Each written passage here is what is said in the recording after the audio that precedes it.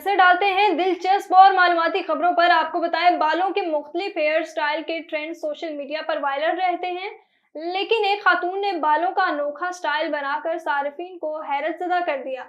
Media report के मुताबिक Iran से ताल्लुक रखने वाली सईदा अरियाई नामी खातून ने एक खातून गाहिक के बालों को चाय की केतली में ना सिर्फ तब्दील किया बल्कि उसमें से चाय भी निकाली, जिसकी वीडियो सोशल मीडिया पर वायरल हो गई। सईदा अरियाई ने अपने सोशल मीडिया अकाउंट इंस्टाग्राम पर एक वीडियो अपलोड की, जिसमें उन्होंने बड़ी महारत के साथ खातून कस्टमर के बालों को नया रूप दिया।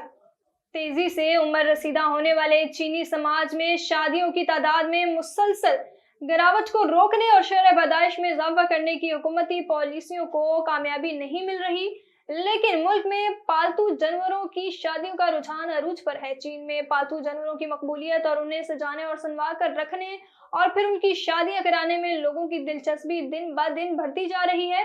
चीनी अपने पालतू जानवरों पर खर्च करने में कंजूसी से काम नहीं लेते। चीनी सनत की तरफ से जारी आदादोशुमार के मुताबिक सन 2023 में चीनियों ने पालतू जानवरों पर 48.41 बिलियन डॉलर खर्च किए, जो उससे एक साल कबल के मुकाबले में 3.2% ज्यादा है।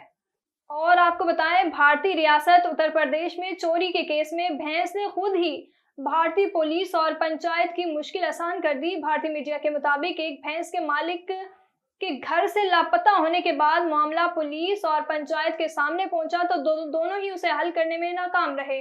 भारतीय मीडिया के मुताबिक राय अस्करनपुर गांव के रिहायशी नंदलाल सरूज की भैंस कुछ दिन पहले रास्ता भटक जाने के बाद दूसरे गांव पहुंच गई थी, जहां एक शख्स ने उसे पकड़ लिया था।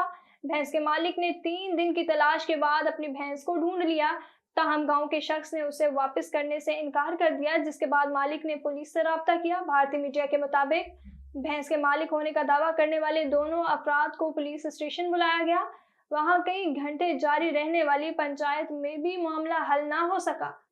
उस मुश्किल के बाद भारतीय पुलिस ने अनोखा तरीका अपनाते हुए केस को हल करने का फैसला किया। भारतीय मीडिया के मुताबिक पुलिस ने भैंस को सड़क पर खुला छोड़ दिया, जिसके कुछ देर बाद वो खुद ही वापस अपने मालिक के घर चली गई और यूं इस तरह ये मामला हल हो गया।